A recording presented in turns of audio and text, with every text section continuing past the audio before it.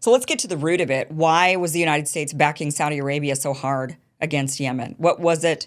What is our relationship? What do we need from Saudi Arabia that would compel us to support them in a genocide? Yeah, I mean, exactly. Again, what a great question, because the answers are all not good enough. Well, they buy our government's debt, they buy weapons from American firms, and they sell what last I checked, less than 6 or 7% of the oil Americans consume comes from Saudi Arabia. Um, Is it the they're a dollar? Is strategic. it that they're selling the oil in dollars around the world and so That's it's part of propping it. up the value of the dollar? Yeah, right. And they invest a lot in U.S. government debt.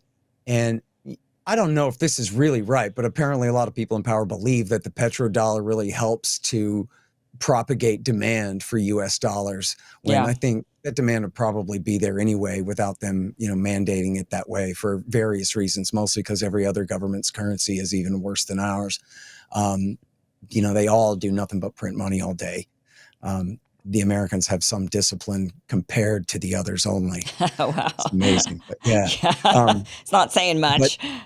yeah, and then controlling that oil, having a friendly kingdom there to control those oil supplies is important. Not so much for American consumers, although it does help to subsidize our economy when we can have them ramp up production to drop the price of gasoline and all that for American politics.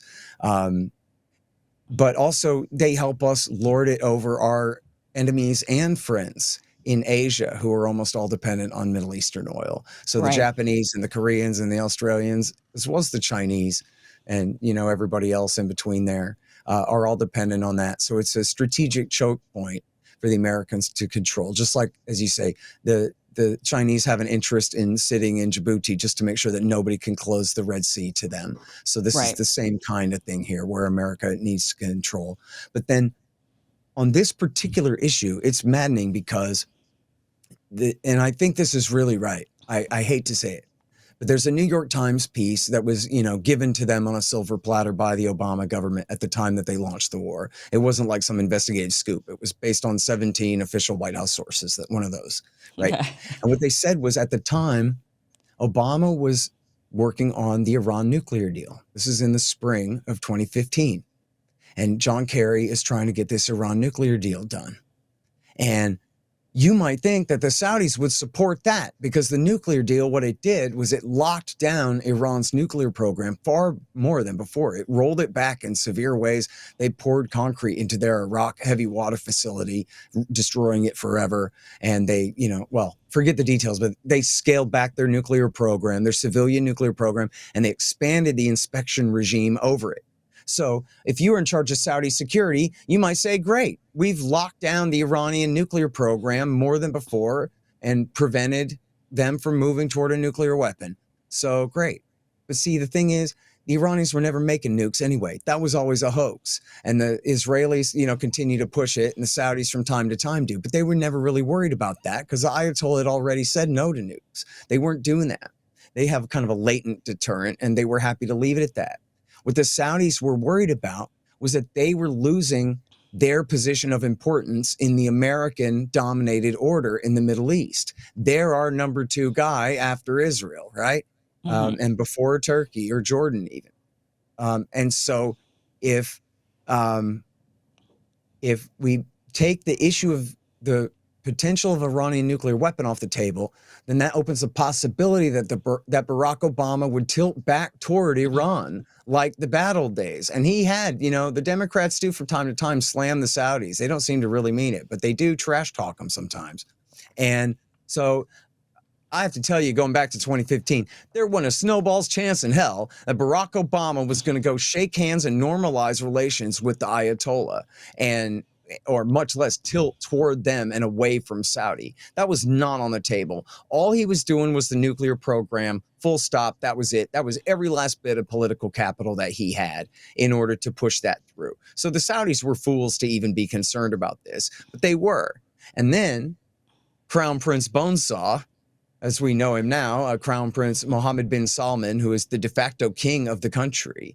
At that Mhm. time, he was not crown prince. At that time, he was just a prince and the new defense minister, 29-year-old defense minister. And by launching this war, this is what the libertarians, we call public choice theory. It means there is no national interest. There's just the individual interests of the scumbags who run the government at any given time. And this particular prince wanted a promotion. So what he did was he launched a war and then used his expanded profile as the defense minister at war to push up his own political game inside the kingdom, arrested his cousin, Crown Prince bin Nayef, and took his place, right? And so this was in his interest to launch the war. And that was Saudi's paranoia about their system, in the American system in the region. So these are the quotes that you need to Google it up and read it in the Obama people's own words. Is that in order to placate the Saudis, they launched this war. And they said they knew that it would be long, bloody, and indecisive. In other words, we don't know what victory is supposed to look like. We don't even have a game plan. We know by bloody, they mean they're going to be killing hundreds of thousands of people. They don't even know really why. Right. Other than to placate the Saudis because it's something that they want to do while we're in the middle of trying to strike this nuclear deal with Iran. And, you know, Robert Malley, I'm almost certain it's Robert Malley, the same guy who's in trouble now, who's the envoy with Iran and all that, who was in the Obama administration then. I quote him heavily in the book because he wrote this piece for The Atlantic that also ran at defensenews.com, where he talks about, you know, when I think back about the day we launched the Yemen war, boy, the whole thing is just a haze, you know? And it's kind of, we're all in the room and we all are kind of like, well, I guess we'll do it. And then some people say that Obama said, we'll give Saudi defensive support, but that he never said anything about giving Saudi offensive support for the war. But other people don't remember it like that at all. They remember Obama saying, go ahead, give the Saudis whatever they want, including, right, all the care and feeding of their planes, all the bombs, the airplanes refueling, the mid-air refueling of their fighter bombers on their way to their targets, all the rest of it. That's what he gave them. It was absolute blank check, carte blanche. And Malley is going, you know what? When I talked to the other people in the room that day, we don't even agree on what happened. And we don't even agree on why we did it. This is why only Congress is supposed to have the authority to declare war on behalf of the United States of America, so that the people most responsible to the voters, especially the House of Representatives, elected every 2 years in 435 little districts, have to explain to the people why they're taking us to war. And said it was Barack Obama and who's that kook, Rode, who was his like best friend and his little deputy national security advisor.